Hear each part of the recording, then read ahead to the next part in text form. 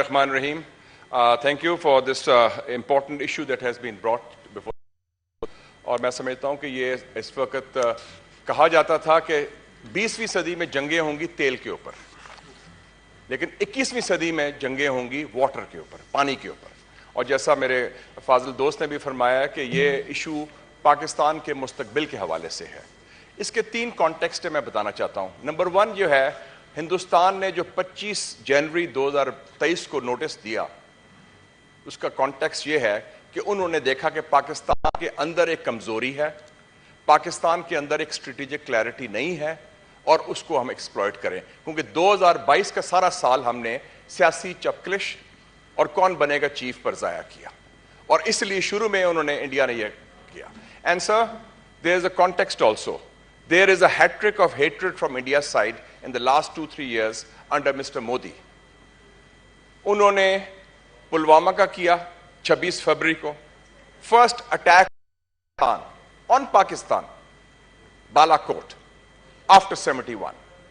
And thank God we hit back hard.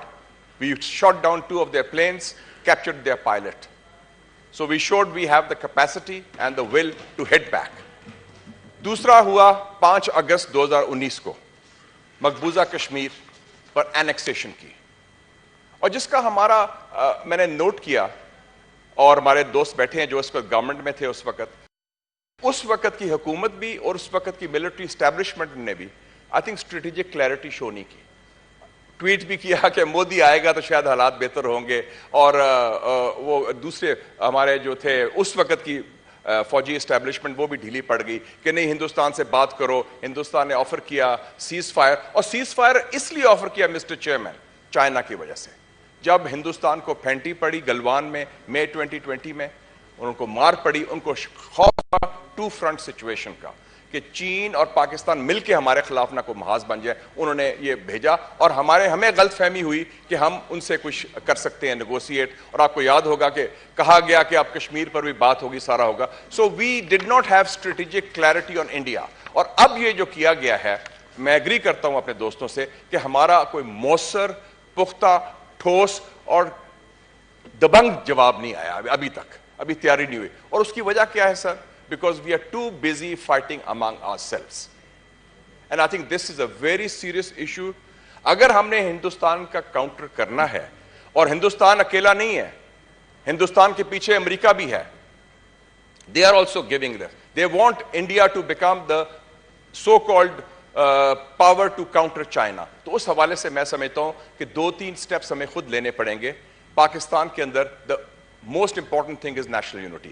ابھی last week میں mister سے آیا ہوں, and I went to China after 3 years. Covid کا ایشو تھا. چائنیز ہمارے بہترین دوست ہیں, they are our best friends and reliable partner. کیا میسج دیا انہوں نے کہا کہ آپ دیکھیں جو حالات ہیں, جتنی بھی سیاسی قوتیں ہیں اپنی ذاتی گروہی سیاسی وابستگیوں سے بالاتر ہو کے پاکستان کے مفاد اور پاکستان کے عوام کے مفاد کی بات کریں. اور اب بھی میں سمجھتا ہوں کہ let's not get involved in unnecessary battles, because a fight against institutions is unwinnable. Whether we fight the military establishment, انہوں نے realize کر لیا, or whether we fight the Supreme Court, یہ نہیں ہے. And we should follow the constitution also. And also I think اس وقت ضرورت ہے, ہم مودی کو تو آفر کر رہے ہیں ڈائلاگ, مودی کو ہم نے کہا dialogue, why don't we have dialogue with among ourselves? دہشت گردوں سے ہم بات کرنے کو بھی تیار ہیں.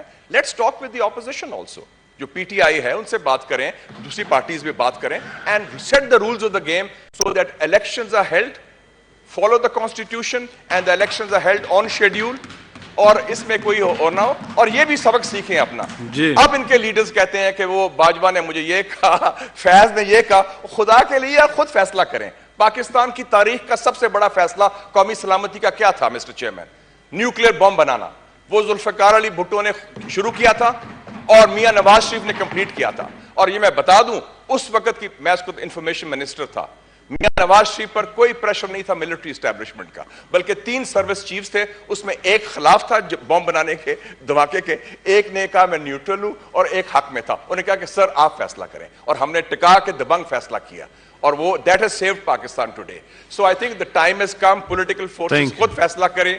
باہر کسی فون کال کا انتظار نہ کریں اور پھر بعد میں نہ کہیں کہ فلانے جنرل نے مجھے یہ کہا, ورنہ پھر یہ ہوگا کہ ہم لڑتے رہیں گے اور جنرل آئندہ خان آئے گا and the party will be over. So to counter India, we must unite and we must seek a better future for Pakistan and its people, and we should avoid any confrontation either with the Supreme Court or with the military establishment. یہ فوج سے لڑ رہے ہیں, ہم supreme court سے لڑ رہے ہیں, یہ دونوں لڑائیاں بند کریں, آپس میں بیٹھ کے rules of the game set کریں and have elections according to the constitution. Thank you, Mr. Chairman.